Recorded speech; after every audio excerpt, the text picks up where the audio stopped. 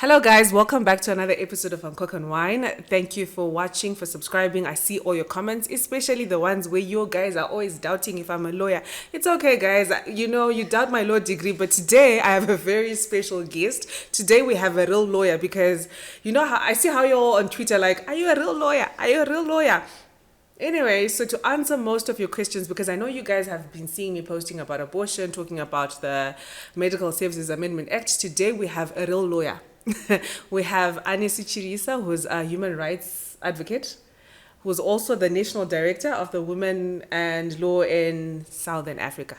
Yes. Did I put that right? Yeah, sure. Yeah. Hi, Anesu. Welcome to our show. Thank you for having me. Could you tell us more about what you do? Okay. All right. Yeah, I'm a lawyer. Of course, I can't speak to whether I'm real or not, but I'm a lawyer for sure, and I'm allowed to practice in terms of the legal framework in Zimbabwe. I work for Women and Law in Southern Africa, a women rights organization that basically work to make the law work for women and girls. So in a nutshell, what we do is to advocate for accessible laws that are there to give effect to the constitutional imperatives that protect and promote women rights. So, for instance, now that we're talking of maybe a law like termination of pregnancy, we have also noted that it's a law that's there on paper. It's a law that probably is there on the shelf, but how user-friendly is it? Yes, this is what we do as an organization. We unpack the law. We try to make the law more user-friendly, like it is accessible, it's practical, usable. So, for instance, we have noted for the longest Termination of Pregnancy Act, it's a law that's not practically user-friendly. Okay. Yes. So talking about the termination of pregnancy, I mean, especially recently with the recent Medical Services Amendment Bill, I've seen a lot of videos, people talking about it, saying what the law, the current existing law says. Before we get to the amendment bill, what exactly does the termination of law in Zimbabwe say? Who is allowed to terminate pregnancy? Okay. So in Zimbabwe, termination of pregnancy is allowed, but allowed under very restricted grounds. Section 4 of the Termination of Pregnancy Act provides the grounds upon which one can obtain termination in Zimbabwe, meaning that outside the provided grounds, any other form of termination, whether it happens within a hospital, whether it happens within a clinic administered by a doctor, nurse, it's not allowed. And you can actually get arrested, prosecuted for doing that. So in terms of Section 4 of the Termination of Pregnancy Act, termination of pregnancy is allowed first when continuation of such pregnancy present serious threats to the health and well-being of the mother.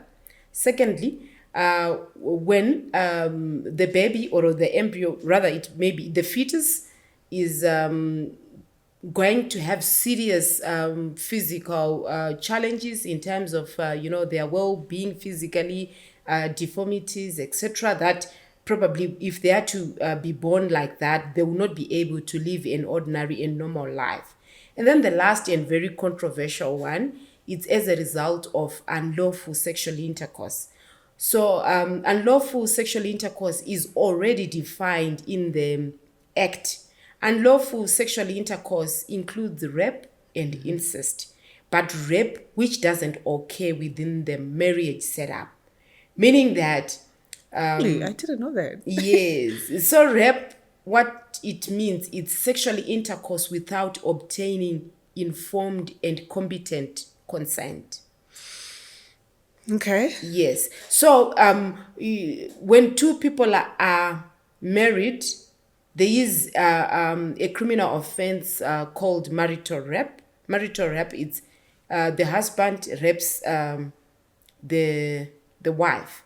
But for purposes of termination of pregnancy, that rape does not fall within the ambit of unlawful sexual intercourse. I hope I'm being clear. I'm You not are. confusing. I'm just surprised because I initially thought that any form of rape, like as long as I go and I report and I say I'm raped, then I should be allowed to terminate. So this is new information for Yes, me. there is an exception. The Okay. law actually gives a very express exception. Rape not within the scope of people who are married.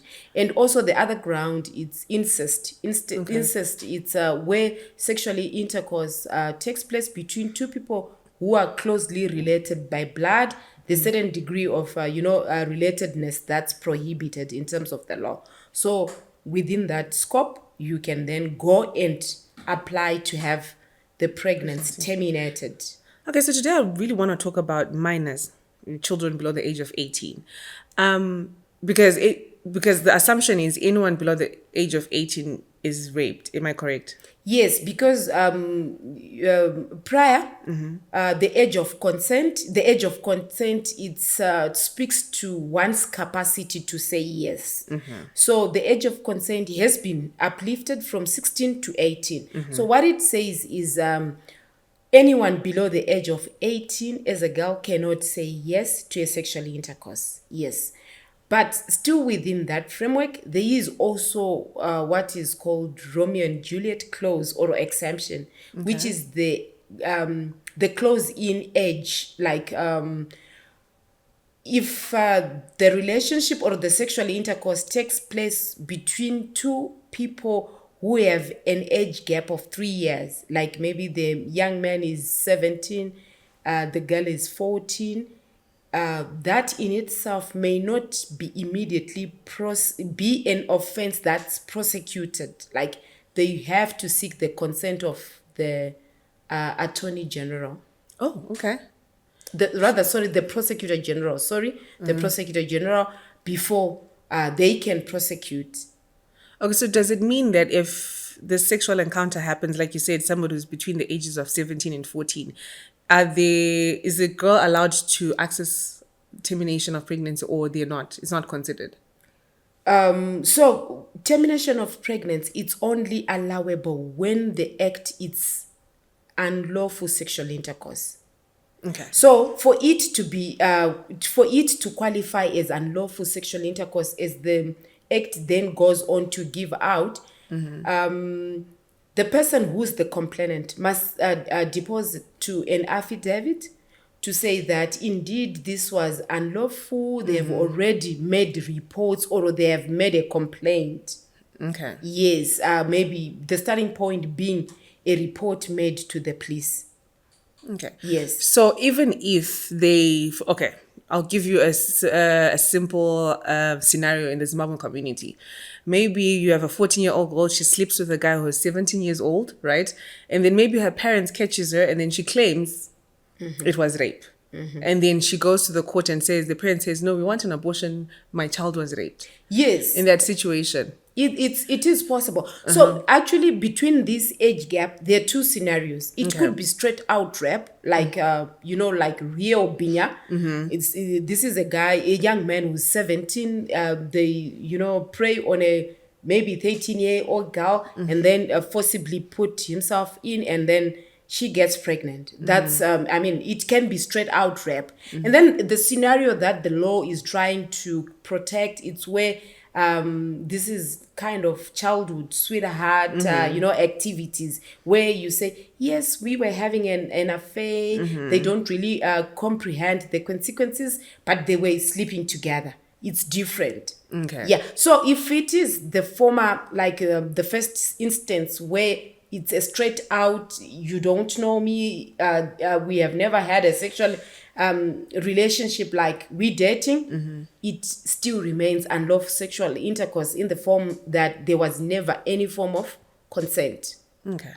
Is it clear? Yes, it's clear. It's clear. Okay, so just talking about rape and just going to the courts, like some of the conversations I've had with people, is sometimes it's difficult to get apparently the magistrate, I don't know if I'm correct, but this is the information I've been getting on the internet.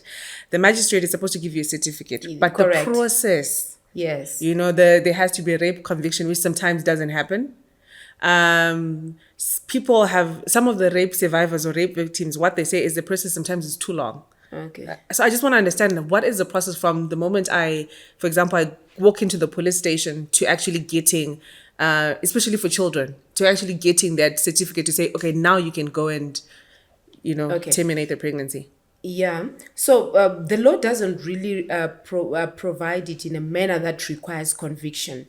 Okay. Conviction, we then talking of actually going through the full trial, which in itself may really get protracted. Like the accused person comes in, probably represented by a lawyer. The lawyer today, they ask for a postponement, etc., etc. The way the law puts it out, it's to say there is a formal complaint put within the authorities. And in my own interpretation of the law is the complainant, the one who has been sexually abused or raped, he has made steps to report. For instance, when you report at the police station, you get your number, like your CRB number, and then you take it, you deposit an affidavit to say, on this day I was raped, this is what happens, and then you go and make an application for that certificate before a magistrate, and then a magistrate has to make an inquiry. And sometimes they also want to match the pregnancy with the occurrence or the timing of that incident. So yes, it's a little bit of an a process which is a bit uncomfortable, because they may be back and forth, because how ordinarily would a magistrate then say, indeed, this pregnancy matches at the timing of probably the robbery, which was also accompanied by sexual violence or rape. So you may then be required to get another certificate, maybe by doctors certifying that indeed the pregnancy, it's this how old. And you take that to the magistrate, and then with your affidavit, maybe giving the details of how it happened, when it happened. If the magistrate is satisfied that indeed the pregnancy could have been as a result of unlawful sexual intercourse, he or she will issue out the legal certificate, and then you take the legal certificate to a designated institution. Not any other institution, okay. but a designated institution, yes. Okay, but from your own perspective, what are the challenges? What is the biggest challenge between the law and what is actually happening on the ground? To say, okay, this is how things are supposed to be happening, but does it really happen that way? And also, especially for minors, I'll go back to children. Because again, I'll go back to the process, the time, to say, if a child comes and says, look, this has happened to me, this is what has happened to me, do we really need to go through all that process to get to the end? Like, from your own perspective, what do you think is the challenge between the law and what's on the ground? So I think by nature, sexual violence is very intrusive, and it's something that takes away your dignity, and more often the society tends to blame the victim. It's something that no one would want to repeat, even to the person that so close to you. So that in itself takes away the power for anybody to be repeating it in different offices. You have to go to the magistrate, you have to go to the police, you have to go to the doctor, reliving the experience again. So I think in practice then what it means for women is just to resort to backstreet abortion. I mean, like, you cannot be repeating this. The first thing is at the police station. After police, you have to go to the magistrate. You have to do an affidavit, maybe an affidavit before a lawyer who then say, is this correct? After that, you go to the medical doctor. It's very cumbersome. Yes, it's really an administrative process which is very, very detailed and yet very insensitive to the lived realities that are attached to sexual violence. True.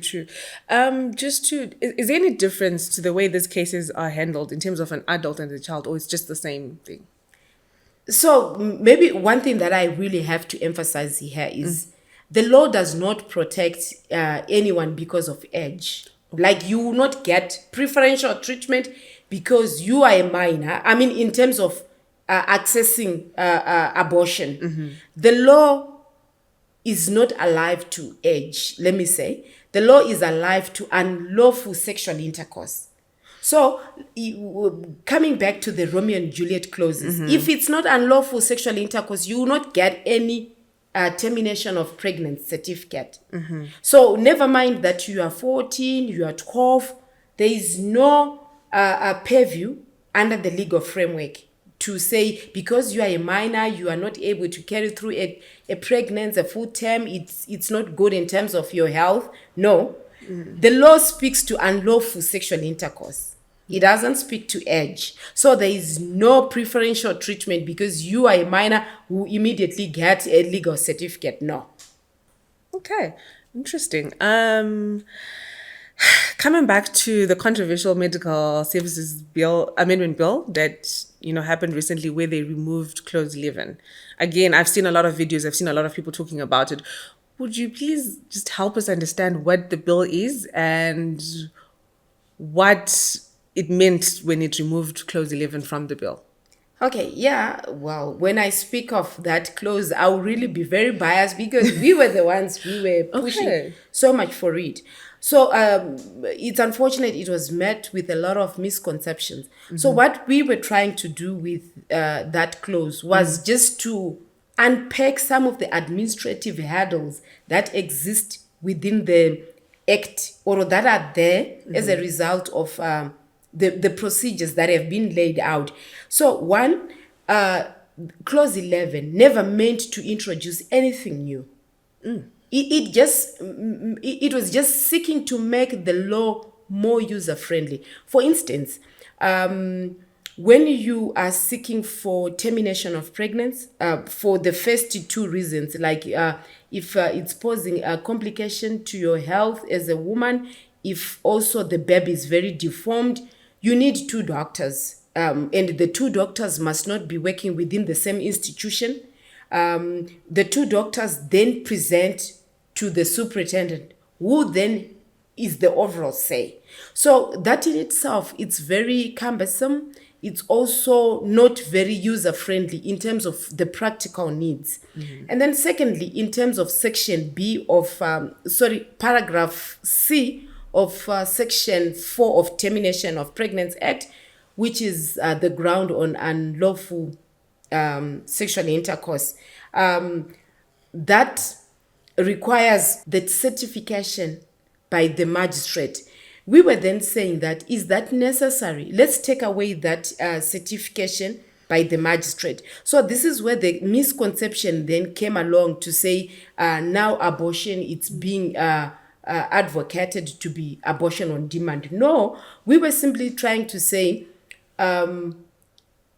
you are already violated. Do we then need to put you under a lot of pressure to say, go and get a legal certificate? This is a medical issue. This is a healthy issue. Why are we bringing the court in? So it was also meant to remove the requirement of the legal certificate. So essentially what clause 11 sought to do was just to unpack the law, to make it more accessible, to make it more friendly. It also sought to give a new definition to a medical practitioner who can administer. Like now, medical practitioner is defined in terms of the law that governs doctors and dentists, which then takes away people like midwives, people like nurses and other. Admittedly, maybe this is a special procedure that requires a lot of investment in training. So we were also trying to say a lot of women are more accessible to midwives and also nurses. Why don't we train nurses and midwives to do this particular work? It was also trying to redefine a designated institution. Like a designated institution, it's not every other medical center, like your clinic, a local clinic. No, it could be probably a district hospital, a provincial hospital, but how many women and girls are accessible to such big medical institutions? So it was just to unpack what's already provided for under the Termination of Pregnancy Act. Okay. So you mentioned earlier that that the law does not separate people in terms of age, right? Did Clause 11 do that? Did it change anything for the young children? Yes. So maybe that's the other critical. You see, the law, on the other hand, says any young girl who's below the age of 18 cannot consent to sexual intercourse, meaning that even the outcome of the sexual intercourse should be as well be illegal. It's an illegal outcome. So we were saying, in as much as we have noted the incapacity for girls who are below 18 to say yes to sex, why should we allow them to then proceed with the consequences of an illegal sexual intercourse or unlawful sexual intercourse? Yes, it was also to kind of protect young girls from continuation of pregnancy that probably would have very serious ramifications, both in terms of their social life and in terms of their, health related issues. Okay. So, but when I posted something in regards to that, there were a lot of questions that were coming to say, if we're cutting out the courts, don't you think perpetrators will take advantage? Sorry, I didn't get the question clearly. Okay, so one of the questions that people kept on bringing is to say, if we're not going to go the whole legal way, because I think the misconception that people had was there has to be a rape conviction in the first place. If we're going to remove the courts from the picture, don't you think perpetrators will take advantage of this? To say, for example, an older person, probably in the family, takes advantage of a young child and then they get pregnant and then they just take them to the doctor. Okay. Yeah. Okay. So not necessarily, because even the law itself doesn't really require conviction, like I explained earlier on. It doesn't. It requires a complaint to have been made, probably at the police station, like a report should be made. If really we want to put through the whole process under the full trial, it will cease to make sense, because medically there is a period within which it becomes safe and unsafe to terminate because of the progression of the pregnancy. And the period is which is the period that is safe to, according to the Zimbabwean law? The law is not very explicit, Okay. but I think medically the doctors say maybe before 21 weeks. Okay. But the law, the Termination of Pregnancy Act is not very explicit. Yes. Yeah. But let me also emphasize the other thing, that termination of pregnancy is not a legal issue. It's a medical issue. It's a health related issue. And the problem then, if we were to attach it to legal processes, there is a lot of sexual violations that takes place within very perceived to be safe spaces. For example, within the church, within the home, where one is sexually abused, raped, they become pregnant. They are not able to go and report against their father or against their pastor. So what we were then also seeking to do within Clause 11 is to give protection to those women. I mean, women are raped by their pastors, women are raped by their employers, they are raped by their fathers. And you are required to report first. It's never easy to go straight up and report against your pastor. I mean, we have seen it happening and we see it happening every day. So should you then continue with such pregnancy? So if we tie it to a conviction or to a formal report, it will then leave those women unprotected. Okay, so how do we... obviously in situations like this, there'll be people maybe like me that try to be naughty and I'm dating somebody and I want to use this. Won't this open up another gateway for people that are not sexually assaulted, that are not raped, to come and go to a doctor and just, without the court process, and lie about it? Yeah, so maybe it then takes the whole debate to a moral issue. For me, termination of pregnancy, it's never a moral issue. It's a health-related issue. I mean, like, if my body, of course, this is very controversial. If somebody feels they are not ready for it, why then compel them to have it? To have a and in child. any case, let me tell you the other thing. People are just aborting, Oh, yeah. whether we like it or not. And what we have been saying as lawyers is, let's avoid unnecessary death related to botched abortions. Like, there are a lot of people within our communities who are administering these abortions. Whether we like it or not, people are aborting. But the problem now is, one, they don't have the necessary skill to do safe termination. Neither do they have the necessary resources to offer post-abortion care. So you would rather have women, abort within designated institutions, within institutions that are ready to serve and monitor such processes. Thank you so much, Anesu. I think this has been very informative. I think the last question I'll just ask is, what would you encourage parents, communities, and guardians to understand about supporting young girls that are going through rape, that have been sexually assaulted, that want to terminate? Yeah, well, it's quite difficult because I can't encourage anyone to abort. They will get arrested. Currently, I mean, the legal way. legal way. Well, maybe for victims of sexual violence, Yes. people who have been raped, please step up and follow through the process. Yes, it's quite a tedious process, but you'd rather then follow through the process. Maybe one other thing that I also forgot to mention is the law is very punitive against the person who does the pregnancy and the person who assists you. So even health workers, they are also penalized should they administer within the confines that are not allowable at law. So it's quite a very, very punitive law. Yeah. So my encouragement would be, it's really difficult to come up when you're sexually violated, when you've been raped. But I think for now, because we don't have a friendly law, please step up, seek help. Don't resort to backstreet, in as much as it's very tempting, in as much as it's maybe an easier way through. Step up and use the right channel.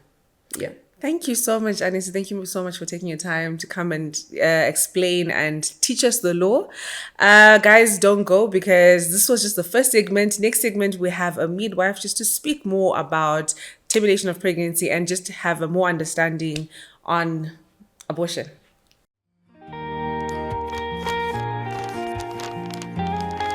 Welcome to Zimbabwe, where we celebrate a child's childbirth. This is not even a record.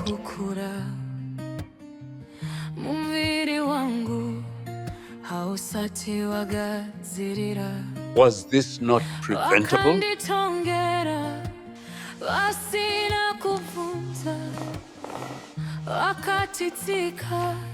This should have never happened.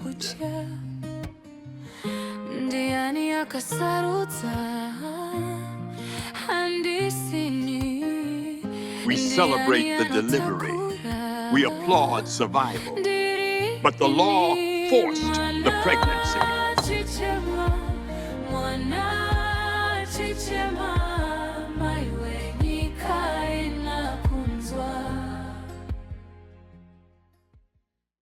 Hey guys, we are back for the final segment, and now, so first we had a lawyer who was telling us about the legal side of the termination of pregnancy. Now we really want to understand, especially for children, what really happens to a child when they become pregnant at the ages of 9, 10, 14, and what is the process when it comes to the termination of pregnancy.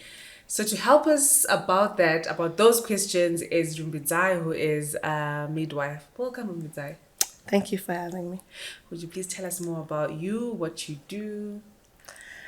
Okay, out of that being a midwife in itself, so midwife basically means with woman, but in this case, I guess with a girl child, as they get pregnant, give birth. So being a midwife means you're with a young person, girl, woman, through this journey, during the preconceptually, but for young people, maybe not so much before the pregnancy, during the pregnancy, as they deliver, and also after the pregnancy.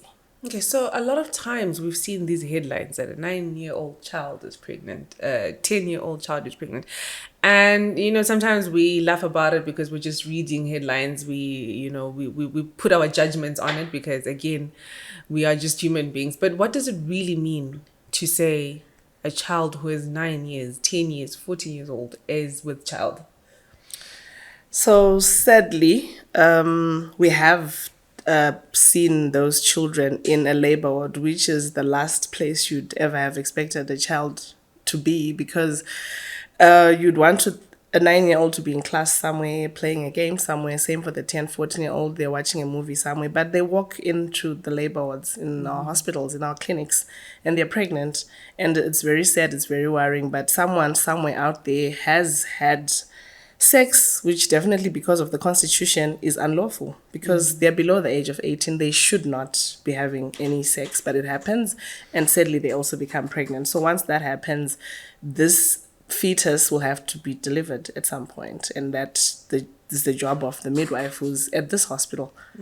Yes. And what are some of the realities behind that situation? Because, again, we are so used to adults being pregnant and just going through the process of, oh, I'm pregnant, I'm having cravings. I mean, that's the whole idea as the public that we have. When I think of pregnancy, I'm like, what cravings are you having? Your body is changing. I have nausea. But is it really the same thing that happens to a child? Like, what is going on? What is happening to their body? Okay. So the child is also growing. This child who then has to carry another child is growing. So we have to take into cognizance the fact that physically, the 9-year-old, the 10-year-old, the 14-year-old, they are still developing. So as they develop, we can talk of the physiological or physical factors whereby, even in terms of is their uterus fully developed, are the bones of the pelvis, which is the passage, is that fully developed? And then sadly, it's not. So as this fetus grows, there are problems physically whereby when it comes to delivery, there's a disproportion in terms of the size of this fetus, the passenger coming out of a passage, which is only developing itself. So in labor and delivery, you then face a difficulty because this is a pelvis that is developing. So for it to then, you have obstruction of this labor. It's a difficult labor. It's a long labor. It's a painful labor because a child should not be having a child. And then outside of that, there are also injuries, what we call morbidity, whereby sometimes these young children end up having what we call obstetric fistula. They're not then, the wee sometimes is just coming out, the poo is coming out because there's been some problem there whilst trying to push a passenger, this baby, out of this pelvis of a child. So you get such complications. And sadly, the major complication with these issues is that we have lost some children. So it results worst in deaths. So young children trying to give birth have died in childbirth. The maternal mortality in this country is quite high, and teenage pregnancy contributes to these statistics as well. So as a midwife, with the experience that you have, would you then, I mean, from your own perspective, suggest that it is, because again, I know abortion has its own complications.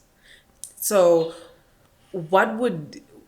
I'm trying to put my question correctly. What would you say it would be better for a child who is 9 years old, 10 years old? Is it termination of pregnancy?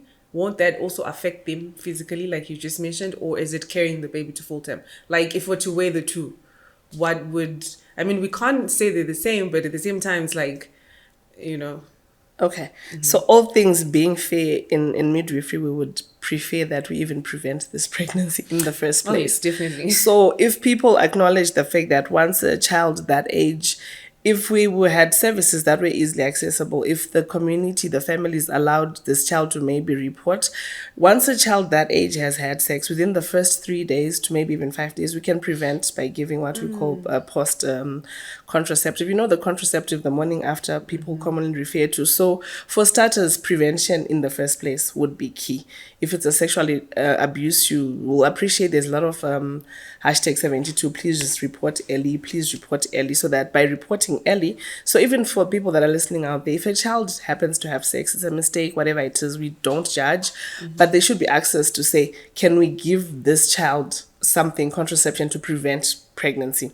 So in the event that prevention has failed, the issue of termination of pregnancy, especially if this is a child, I think is the best way forward, because what we're saying is at 9, at 10, at 14, this act of sex was definitely unlawful. And just as well as the lawyer was saying, according to the law of Zimbabwe, this is a pregnancy that can be terminated. So to also prevent all this maternal morbidity, I was talking about the dangers, the physical, the emotional dangers, it would be, in my view, the best interests of this child that this pregnancy is terminated lawfully, of course, and safely. Okay, so I just remembered some scenario. I have somebody I know. I just want to ask if you've seen that happen. Unfortunately, they found their child bleeding. Okay. So the child had tried to do with some people, and they took the child to the hospital. Okay. So apparently have you ever been in situations where young people come in and they've already tried other methods, and then they come into the hospital? What does that look like? So that happens a lot, actually. So getting pregnant at a young age, so for the people that have been sexually abused, maybe that's easier to report. But for the 14-year-old who had a boyfriend and then they had sex, most mothers, guardians will never tolerate. So there's also the fear, the stigma, you're scared. So of course a teenager or a young person goes through this pregnancy without ever reporting it, but all the while trying to remove this pregnancy, which is where we're talking about these backyard abortions. So they will try a lot of things. They'll drink the surf, they will try putting up hangers in there, they'll try herbs, they'll try to drink jig. They'll ask each other about methods to remove this pregnancy. And some of them will go maybe to some, like the backyard abortions that we read about, where you can even get maybe a medical personnel to give you some pills that you put up your vagina, and then at the end of the day, you end up with people coming into the hospital bleeding. And the hospitals have been advised as midwives that we never turn away someone who's bleeding. So they have come. A lot of them will actually just come through bleeding, because in that case, with parents, you can just say it's a heavy period, and the parents will probably never know any better. So parents, guardians just rush into the hospital, and it's only when you've examined that you can tell this young person was pregnant and they have tampered with this pregnancy. And then they've already started the termination, so the process will just need to be completed. Of course, you've talked about safe, oh my God. What are some of the risks? What could happen to your body if you try all these other things? Because I feel like a lot of people just, like you're saying, I could be a 14-year-old child, we're just having a discussion. Okay. And in that moment, I'm just thinking, I need to get rid of this baby. Okay. But I'm not thinking about my uterus. I'm not thinking of what could potentially happen to my body. Okay. So initially, simply there's infection. Because, this also involves what is being put, what is being taken in the body, what is being put inside the body. So infection ceases sometimes to just be, there's infection, there's issues of infertility that sometimes later on happen. So you find out sometimes later on, because this infection sometimes ascends, it goes not only into your uterus, it goes into your fallopian tubes, they become blocked. And later on in life, you find some young girls and women unable to conceive. And they do not know sometimes that it was caused by that pregnancy that they tried to terminate earlier on. We've also had, sadly, some situations whereby some people have had to have their uterus removed because of how much they'll have tampered with whatever they would have used. So people may not be aware of these dangers, but not only sometimes do you prevent yourself from ever having a child when you're older, when you're ready, and the worst, like I said, some people have actually died in childbirth. It's that's sad. It's sad. It's sad. And then coming back to stigma and just young people, why do you think like a lot of these young kids, when they are sexually assaulted, or maybe not even sexually assaulted, they've been pregnant, right? And maybe they're messing around with their mates in school and then they fall pregnant. Why is it so difficult for them to come up and say, look, this is what has happened to me, to parents, the community? Because as parents, as the community, we're not ready for that conversation. We're not ready to talk about sex with young people. We're not ready sometimes to even have them watch a scene on TV when someone is kissing. I work a lot with young people, and they'll tell me that their parents sometimes will look for the remote just to pause. I'm to this switch. age, I can't even do that with my parents. It's So awkward. you see now, so let alone, but comprehensive sexuality education is introduced in primary school. They're taught about condoms, protected sex. But in a high school setup, in unis, you'll find parents of teenagers. I think it's also because they don't know how to have that conversation. They're not sure. It's taboo, so to speak. But guess what? These young people are already steps ahead of us. They know these things. They not only know them, they are having sex. But we're not ready. We're not ready, because it also brings, I think we had a conversation before about this, about condoms being accessible, because I'm thinking, yes, primary schools, they're teaching them, but imagine going to a pharmacy and a 9-year-old comes and says, I need condoms. Like, do you think people are ready to, not even talking about parents, people in the supermarket, are they ready to actually sell contraception to a 10-year-old? I remember, I have a story to tell. Sorry. I remember. When I was in Form 4, a friend of mine got pregnant. Okay. We were about to write exams, and she had sex with a guy, and she was looking for the morning after pill. Okay. We went to this pharmacy, back in the day, it's in Zimbabwe. It was a white lady pharmacy. The way she chased us out of, because we're in uniform, she was like, I don't sell morning after pills to schoolgirls. Get out of my... And okay, fortunately, unfortunately, because now she has the babies, she got pregnant. But I mean, I don't think, I'm thinking of a scenario of young schoolgirls getting into the pharmacy and saying, I want a morning after pill. Are people ready for that in Zimbabwe in general? Said the issues of access are what has led to a lot of these teenage pregnancies. Access to resources, access to family planning methods. Mm-hmm. We are not having that conversation. Sometimes the midwife at the local clinic will chase these young girls away as well. The family planning guidelines in Zimbabwe at some point were silent about the age as to which you should then offer services. But you're also, as a midwife, scared of the mother who's going to definitely come and want to beat you up when you've given her 14-year-old some tablets and they're in her bag. So it's a conversation that I think we should be. I'm happy we're having this discussion right now, but parents need to be aware that it's not always that healthcare providers will talk about these issues because they're promoting early sex. No, we're not. We would very much love to talk about abstinence, but is that the reality on the ground? Sadly, not so much. So these are conversations I'm happy we're having, and that should be held more in schools, in churches, in a lot of spaces, because young people are getting pregnant and our statistics are only increasing every year.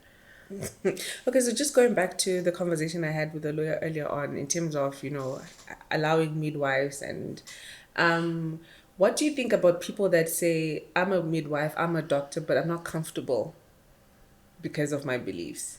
Because, I mean, I've heard people say that as well, to say, I won't do it, I won't touch it. So, like you're saying, some people come and midwives chases them away. Maybe a 14-year-old comes with your boyfriend and, they're like, we actually want to have the baby. What do you think about people that do that? Okay, so for a while when I was working at one of these main hospitals in the city, we used to have a setup whereby the moment a young woman would come in bleeding, there'll always be 1,000 questions about how are you bleeding, when did this bleeding start?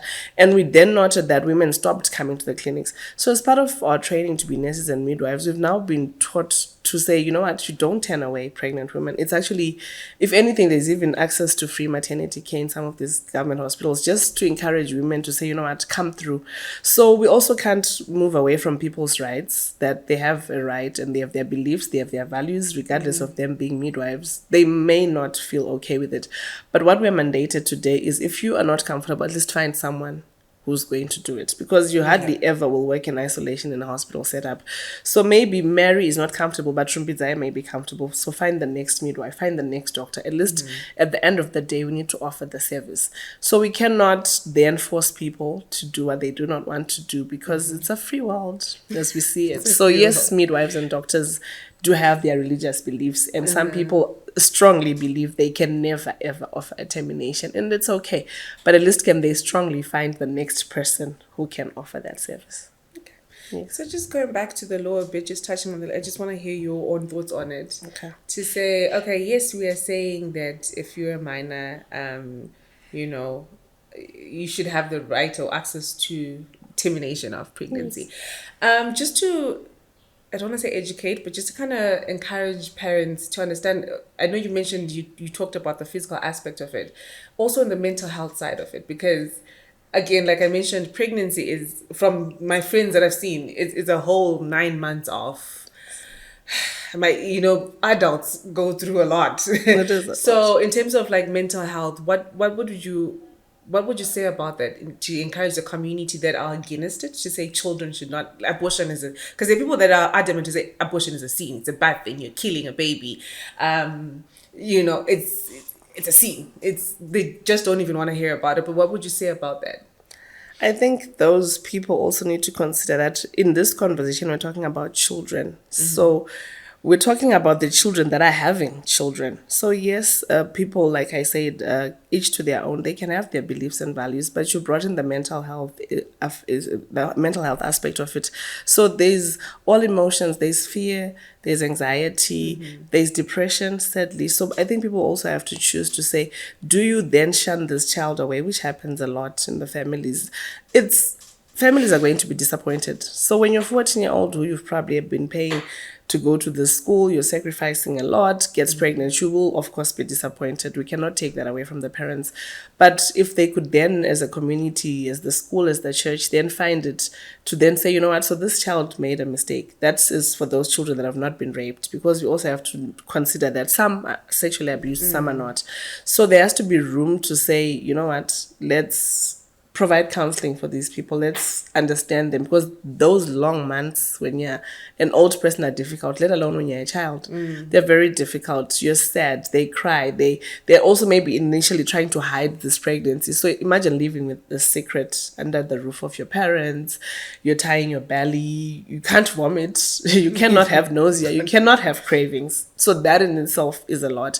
And I think these children need a little compassion. They need understanding. They need maybe to be refed. So in the event that parents are not able to do this, because it is tough, maybe for them to find the next clinic, to have counseling services for their children, because you need to prepare a child for this journey. It's a very difficult journey for a teenager. Yeah, so true. I can't even imagine being pregnant at my age, Let alone when you're a child. No, it's a lot. But just to close up the segment, I think the last thing that I heard somebody talking about, there is the going back to termination of pregnancy, just to educate these young people that do it in the backyard. Okay. They say that there's something that happens after abortion, like the counseling and stuff, the cleaning. Okay. Yes. What would you say about that? Just to kind of encourage people that it's just not about terminating the pregnancy, but there's more a child needs after termination of the pregnancy. Okay. So there's what will be referred to, maybe people will read around what is called PAC. These are post-abortion care services. Okay. So whilst some people will get away with maybe they've taken some pills, wherever they've taken pills, and in the hospitals, like I said, no questions will usually be asked. So after the bleeding, the uterus sometimes will not have what we call a complete abortion, is when everything has come out. But if you're at home alone, you will not know this. A scan will have to be done. A medical personnel, the midwife, the doctor will have to assess whether this abortion has been complete. Because the moment it's incomplete, the next thing you have an infection. You're going to the bathroom and something is smelly and you're not sure, because in your mind you're thinking, but the bleeding was there. So it's not just about the bleeding. This post-abortion comprehensive care service includes that assessment of whether this was a complete or an incomplete abortion. You want to be given some antibiotics to prevent an infection, and also the conversation about family planning to prevent any further pregnancies comes into that as well. Thank you so much, Rumbidzayi. You're welcome. Thank you so much for coming and just giving us all this information. Guys, if you have questions, please ask. I have this guy's numbers. If you need them to come back, if you have more questions, let's talk more about this and see what we can do to help, especially the young children. Don't forget to like, subscribe, share. Remember, we're also now on Spotify, Apple Podcasts. On our social media platforms, it's Uncook and Wine. Facebook, Uncook and Wine, Instagram, Uncook and Wine, Twitter, TikTok, we're everywhere. Let us know what you think about what you've just heard and ask us questions. We leave for your questions and comments. Thank you. Bye.